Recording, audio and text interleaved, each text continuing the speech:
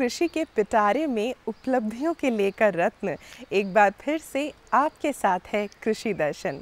आप सभी कृषक भाई बहनों को शिल्पा भावना का सादर नमस्कार। अगर हम बात करें भारतीय कृषि की कहानी की, तो ये कहीं पर भी परियों की कहानी से कम नहीं है।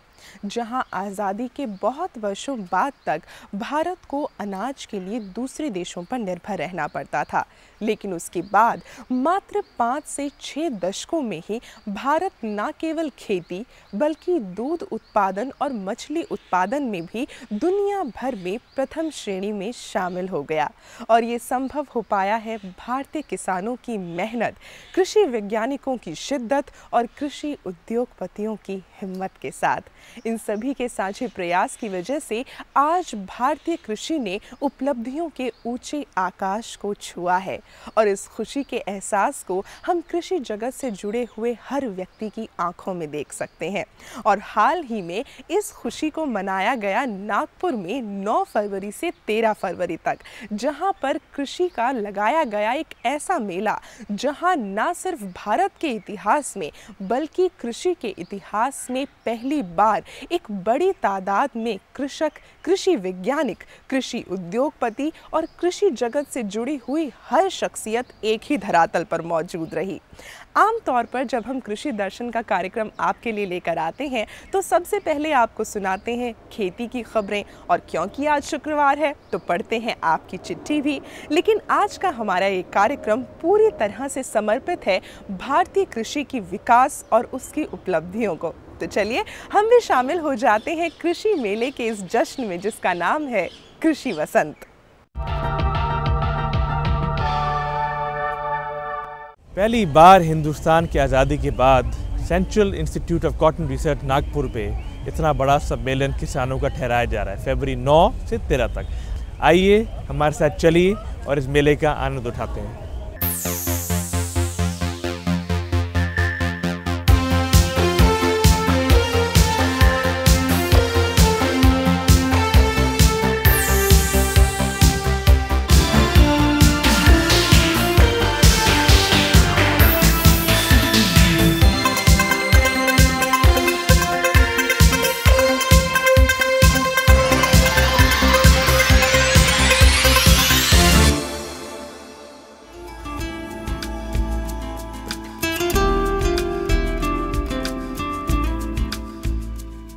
भारतीय कृषि कामयाबी की एक अविश्वसनीय दास्तान। आजादी के बाद कई दशकों तक अनाज और दीगर जरूरतों के लिए दूसरे देशों का मुंह देखने वाला देश भारत आज कृषि और उससे संबंधित वस्तुओं के उत्पादन के लिहाज से दुनिया भर में एक प्रमुख देश बन चुका है। देश के भंडार अनाज से भरे हैं। देश की जरूरत से बहुत ज्यादा अनाज। भारत विश्व का प्रमुख अनाज निर्यातक देश बन चुका है।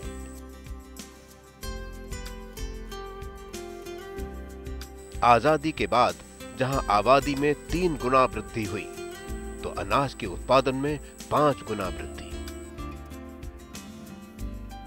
बेहतर बारिश, विज्ञान पर आधारित खेती, किसानों की मेहनत और सरकार का सहयोग, इस सब का नतीजा है कि भारत में इस साल अब तक की रिकॉर्ड पैदावार होने का अनुमान है।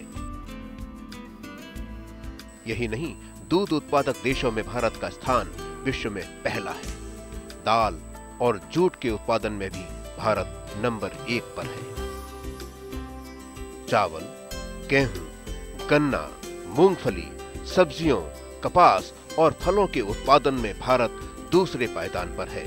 तो मसालों, पशुपालन और मछली पालन की दृष्टि से भी भारत दुनिया भर में आगे है। भारत के किसानों और कृषि वैज्ञानिकों की साझा कोशिशों और कामयाबियों को मनाया गया इतिहास के सबसे बड़े सम्मेलन कृषि वसंत में। कृषि वसंत, जहां पहली बार हजारों कृषि वैज्ञानिकों और लाखों किसानों ने हिस्सा लिया। कृषि के लिए मशहूर राज्य महाराष्ट्र के शहर नागपुर में 9 फरवरी से 13 फरवरी तक इस महासम्मेलन का उद्घाटन किया भारत के राष्ट्रपति श्री प्रणब मुखर्जी ने।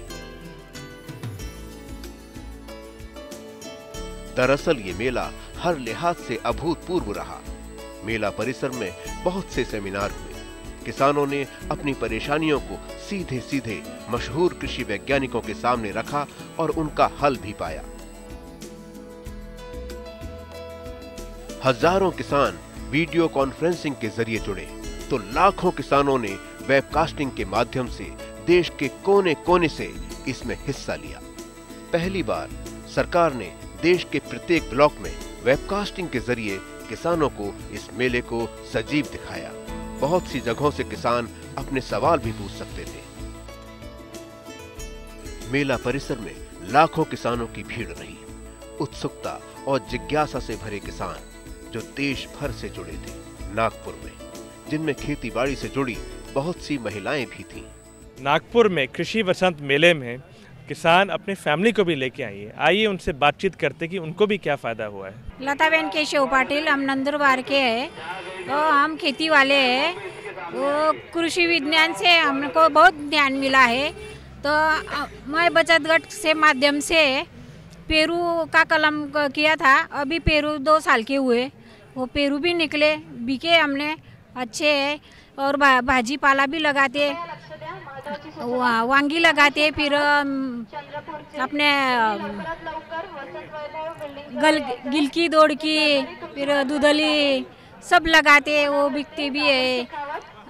सब अच्छा चलता है। कापूस लगाते, तूर लगाते, ज्वारी लगाते, मक्की लगाते, सब लगाते। हम खेती वालों हैं, हम खेती को बहुत अच्छा लगता है। अब खेती में से भी विज्ञान तंत्र से सब बहुत अच्छा रहता है। हम नंदुरबार से आए हैं। हम कृषि विज्ञान केंद्र में भाग लेके आए हैं। हमारे मैडम ने हमको बुलाया था, इसलिए हम यहाँ पे आए हैं।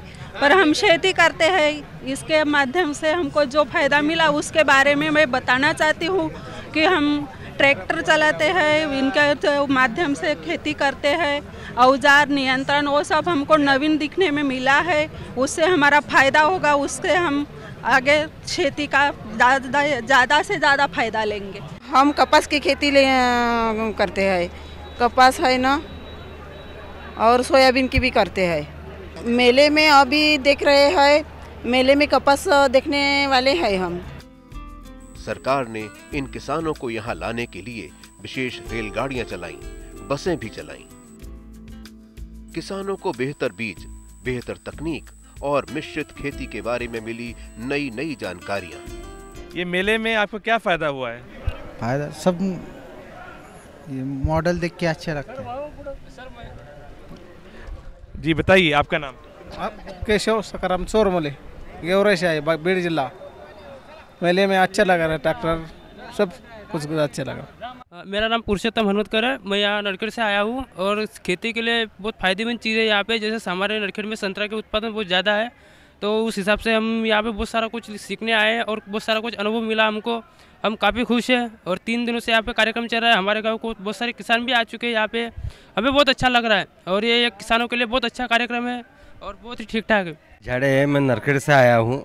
संतरे के बारे में कुछ सोचना चाहता हूँ और संतरे की हमारी इधर खेती अच्छी होती है, इसलिए हम प्रदर्शनी का लाभ लेने आए हैं। मैं उत्तम रामपुरे जो मोर्शी से आया हूँ। मेरे को यहाँ पर आते वक्त ऐसे पहले महसूस हो रहा था कि फ़ायदा नहीं, लेकिन मैं अभी आया, मेरे को बढ़िया खाना मिला पहली बार। और मेरे को यहाँ पर देखते हुए इतना आनंद है क्योंकि हमारे यहाँ पहले संतरे की, मौसम्बी की ज़्यादा फसल है और यहाँ के जो भी मार्गदर्शक है हमको अच्छी तरह मार्गदर्शन करते हैं और उसी तरह से हम जाके गांव वालों को भी समझाएंगे और ज़्यादा से ज़्यादा कैसा उत्पन्न होगा। यहाँ के जैन वाले ने भी अच्छा मार्गदर्शन दिया, थिम्बक लगाओ, वो लगाओ, ज़्यादा उत्पन्न बढ़ेगा और संतरा की मार्केटिंग कैसा करना है, हर बारे में यहाँ पे अच्छा मार्गदर्शन मिल रहा है।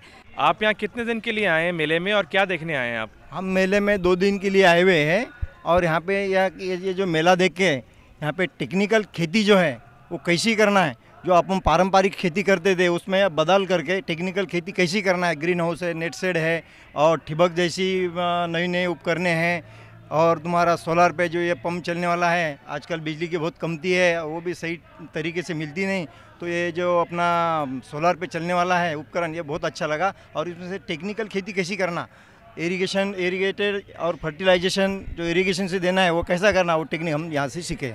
जी आप बताइए, अपने आप गांव वापस जाएंगे तो इस मेले से क्या लेके जाएंगे? मेन चीज़ आपको सबसे बढ़िया चीज़ क्या लगी यहाँ पे? मैं यहाँ जो कृषि मेला में आया हूँ वो 3 दिन से आया हूँ। मैं आज जो 3 दिन मैंने जो इतना कहीं नहीं देखा, आज नागपुर में पहली बार आया हूँ। और जो सोलर का मैंने देखा वो जैन का, वो मुझे बहुत पसंद है। ड्रिप का भी और ग्रीन हाउस भी, सब उनका मुझे 3 HP का पंप लगाने का है और ड्रिप भी करने का है। तो इसकी वजह से मैं जो सब्सिडी है तो 30% सब्सिडी सेंट्रल गवर्नमेंट की, तो सब्सिडी के बारे से मैं थोड़ा है, मगर ये पंप तो मुझे ज़रूरी लगाने का है। और जो 3 दिन से मैं बहुत खुश हूँ। पारंपरिक बिजली पर निर्भर रहने के बजाय सौर ऊर्जा में छिपी संभावनाओं को भी दिखाया गया। हम जानते हैं कि अपना जो पावर सप्लाई है वो कभी भी ख़त्म हो सकता है, क्योंकि ये अपने कोलसे पे डिपेंड करता है। सो आगे भविष्य में अपन सोलर पे ही डिपेंड है। इसलिए हमने सोलर पंप का एक नया टेक्निक डेवलप किया है, जिसमें दिन भर अपना सोलर पंप बिना पावर के चलता है। इसका फ़ायदा ये है कि इसके बिजली का बिल नहीं आता है। हमारे बहुत से बागे में हिली एरिया में ऐसा होता है कि जहाँ तक पावर सप्लाई नहीं पहुँचा है, वहाँ तक अपन अपना सोलर पंप इंस्टॉल करके फार्मर को अपन दिन भर पानी दे सकते हैं। इसकी वजह से उनके खेती में उन्नति होंगी और उनके क्रॉप ज़्यादा आएंगे। हमारे सोलर पे सेंट्रल गवर्नमेंट में 30% की सब्सिडी दी है, अलग अलग स्टेटों में उनसे ऐड करके अलग अलग दी है। इन राजस्थान में हमारे 5000 सोलर पंप लगे हैं, इन महाराष्ट्र में हमारे 2000 सोलर पंप लगे हैं, छत्तीसगढ़ में हमारे 3600 सोलर पंप लगे हैं। हमने अब तक आधे HP से 25 HP तक सोलर पंप डेवलप किया है, जिसमें 1 HP की कीमत 2.25 लाख रुपए से है, जिसमें सेंट्रल गवर्नमेंट की 30% सब्सिडी है और अलग अलग स्टेट में अलग अलग सब्सिडी है। जैविक खाद और पशुओं के चारे में काम आने वाला अजोला मेले में मिली, इसके बारे में खास जानकारी। बायो फर्टिलाइजर की डेवलपमेंट हमारे देश में काफ़ी आगे बढ़ चुकी है। आइए इन कॉन्वर्सेशन एक किसान से और वैज्ञानिक से बात करते हैं। तो मैं निमजे हूँ, यशवंत निमजे, चंद्रपुर डिस्ट्रिक्ट। वोरा में खेती है, धान की भी खेती है। तो धान की खेती में जो एजोला है उसका इस्तेमाल कैसा करना, कितना करना एकरी, और ये कहाँ मिलेगा और इसकी लागत कितने लगेगी, इसके बारे में जानकारी होना है। हम लोग एजोला पे बहुत सालों से काम कर रहे हैं। एजोला एक धान के लिए एक उत्तम बायो फर्टिलाइज़र है। ये धान में आप धान की रोपाई के 2-3 दिन बाद प्रयोग कर सकते हैं और इसका रेट होता है कि धान में 1 एकड़ में करीब 1 कुंटल एजोला आपको डालना पड़ेगा।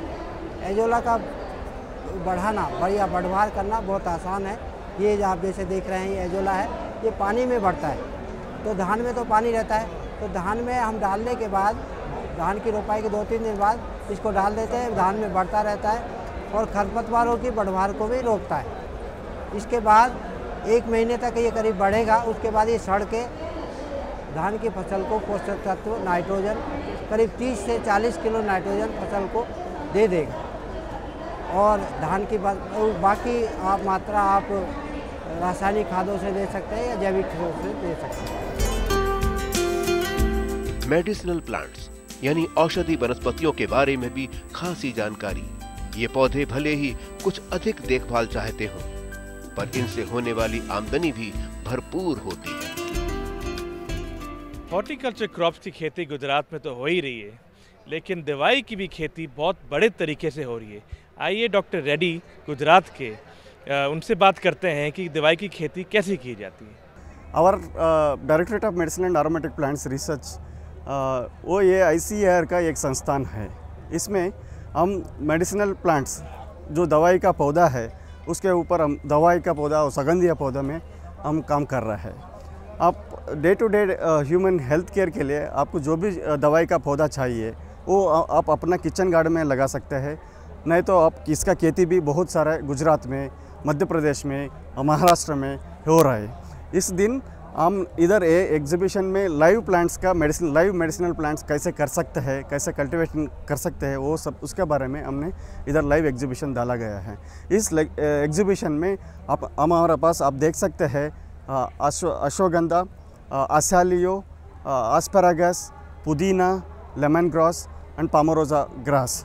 आम किसान हमारा घर में जो भी किचन गार्डन है, हमारा जो भी खेती है, उसमें हम फसल को उगा सकते हैं। इसका जानकारी के लिए आप हमारा संस्थान को विज़िट कीजिए। उसमें आपको ट्रेनिंग दिया जाता है और इसका जो भी उसका फसल का प्रोडक्शन टेक्नोलॉजी चाहिए, जो भी प्लांटिंग मटेरियल चाहिए, वो सब हम आपको जानकारी प्रोवाइड करेंगे। भारत मछली उत्पादन के लिहाज से सबसे अगली पंक्ति के देशों में है। किसान चाहें तो मछली पालन के जरिए भी अपनी आमदनी बढ़ा सकते हैं।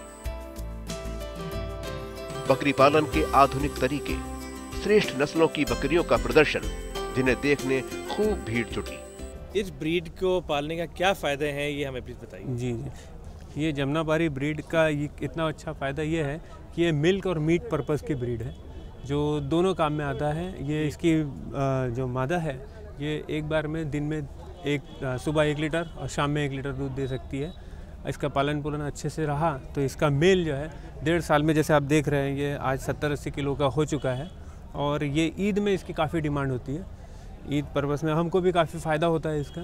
1 लाख और 1.5 लाख के बीच में इसकी कीमत आती है। और इसमें आज खेती के लिए बहुत अच्छा जोड़ धंधा के हिसाब से ही आया गया है। और हमारा शौक भी है कि हम इसको जमुनापारी को बढ़ावा दें, और इसलिए हम लोग इसके लिए काम कर रहे हैं। गायों और सांडों की एक से बढ़कर एक नस्लें किसानों का दिल स्वाभाविक रूप से जीतने में सक्षम है। मोहम्मद अली जी, इतनी बड़ी बुल है और अभी बच्चा ही है, तो इसकी परवरिश भी ज़्यादा होगी।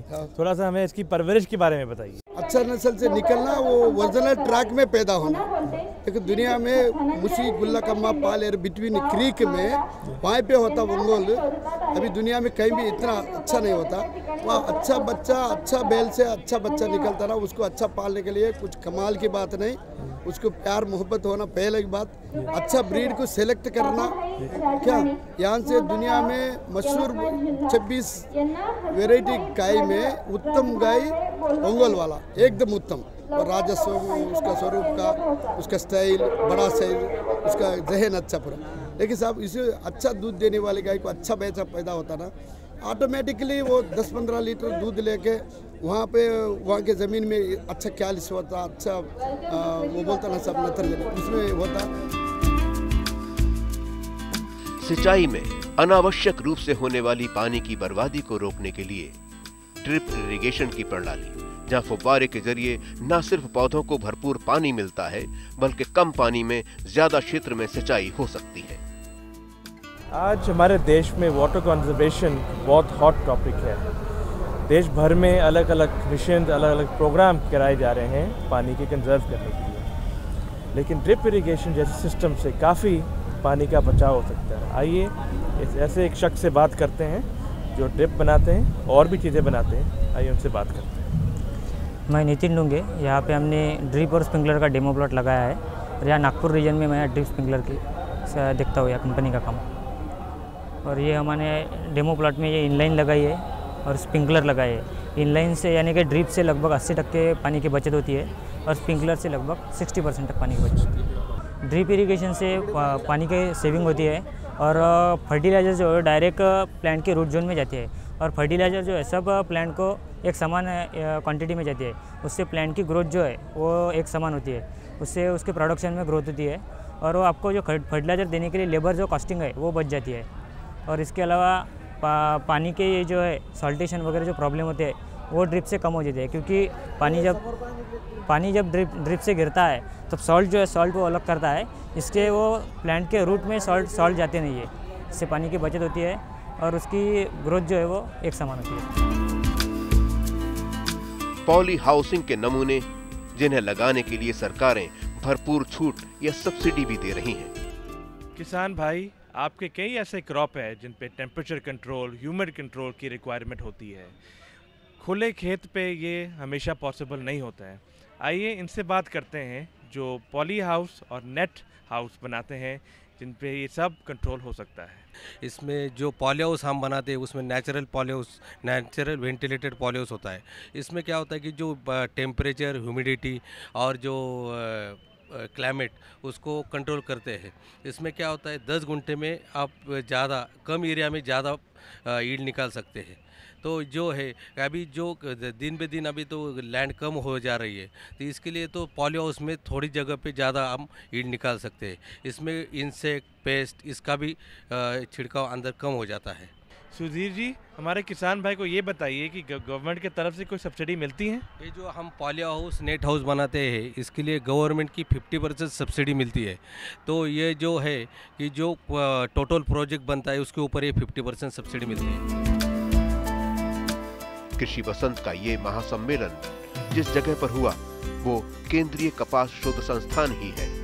यहाँ न सिर्फ बढ़िया किस्म की कपास की खेती पर शोध हुआ है, बल्कि रंग बिरंगी कपास भी विकसित की गई है। कृषि वसंत में कपास को लेकर भी किसानों में बहुत जिज्ञासा देखी गई।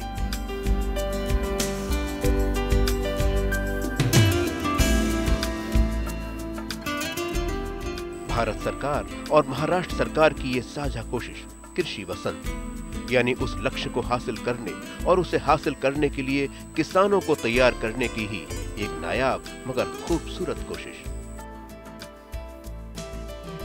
कृषि वसंत का समापन हुआ बृहस्पतिवार 13 फरवरी को महाराष्ट्र के मुख्यमंत्री पृथ्वीराज चव्हाण की उपस्थिति में पुरस्कार वितरण के साथ। 54 प्रकार की फसलों की 307 किस्मों का यहाँ पर लाइव डेमोन्स्ट्रेशन किया गया। पूरे विश्व में इतने छोटे क्षेत्रफल में इतनी सारी फसलों की वैरायटीज नहीं दिखती पूरे विश्व में। और फलस्वरूप Indian space research organisation ISRO, उन्होंने एक लो फ्लाइंग एयरक्राफ्ट के माध्यम से इस पूरे इलाके की तस्वीरें ली हैं, जो भविष्य में रिमोट सेंसिंग के माध्यम से एक फसल को दूसरे से डिफरेंशिएट करने के लिए बहुत ज़्यादा कारगर सिद्ध होंगी। वो इमेज जो है हमने वहाँ लगाई हुई इमेज ब्लो अप करके, तब आपको पता लगेगा कि स्पेस से हमें हमारी कैसे क्रॉप्स दिखाई देती हैं और किस प्रकार इतने छोटे से क्षेत्रफल में हमने एक स्पेस टेक्नोलॉजी को भी एक नया आयाम दिया है। 162 किस्म की वीडियो फिल्म्स हमने माइक्रो SD कार्ड पर यहाँ पर वितरित करी हैं और इंटरनेट के माध्यम से अंदाज़ा है कि लगभग 50 लाख किसानों ने न सिर्फ इस पूरे आयोजन को देखा, जो यहाँ पर कॉन्फ्रेंस हो रही है, जो क्षेत्रीय भाषाओं में संवाद हो रहा है, उसमें किसानों ने लगभग 100 जिलों से एट ए टाइम सवाल पूछे, अपने घर में बैठ करके सवाल पूछे। कृषि वसंत के अवसर पर महाराष्ट्र के पूर्व मुख्यमंत्री श्री बसंतराव नाइक को भी याद किया गया, जिन्होंने किसानों और महाराष्ट्र में कृषि के विकास में महत्वपूर्ण भूमिका निभाई। ये वर्ष उनका जन्म शताब्दी वर्ष भी है। बहुत बहुत धन्यवाद हमारा साथ देने का। अगली बार तक के लिए नमस्कार। आपको हमारा कार्यक्रम कृषि दर्शन कैसा लगा? अपने सुझाव, प्रतिक्रियाएं एवं सवाल हमें इस पते पर भेजें। कृषि दर्शन, कमरा नंबर 10, CPC दूरदर्शन, खेलगांव, नई दिल्ली 110049। जुड़िए हमारे साथ ट्विटर पर twitter.com/कृषिदर्शन-DD, फेसबुक पर facebook.com/कृषिदर्शन-DD और देखिए कृषि दर्शन अब YouTube पर भी youtube.com/user/कृषिदर्शन-DD। भेजें हमें मेल कृषिदर्शन-DD@gmail.com पर। भारतीय कृषि का विकास, उसकी उपलब्धियां और उसमें आए सकारात्मक बदलाव हमारे देश का गौरव हैं। लेकिन ये भी सच है कि सफलता का कोई भी पायदान मंजिल नहीं, सिर्फ एक पड़ाव है जिसके बहुत आगे हम सभी को निकलना है।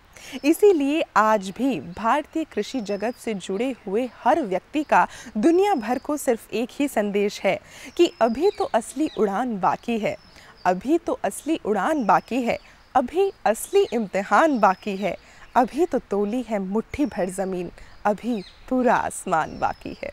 और इस आसमान को हम और आप मिलकर छुएंगे, क्योंकि कृषि दर्शन हर रोज़ आपके लिए लेकर आता है कृषि जगत से जुड़ी हुई ढेरों जानकारियाँ, जिसमें हम आपको उन्नत बीज, उन्नत फल फूल, नवीनतम तकनीकों के बारे में बताते हैं, ताकि भारतीय कृषि को हम एक और नया इतिहास रचने के लायक बना सकें। आप लोगों से अगले शुक्रवार को आपकी चिट्ठी के ज़रिए फिर से शामिल शामिल किया जाएगा। शिल्पा भावना को दे दीजिए इजाज़त। नमस्कार।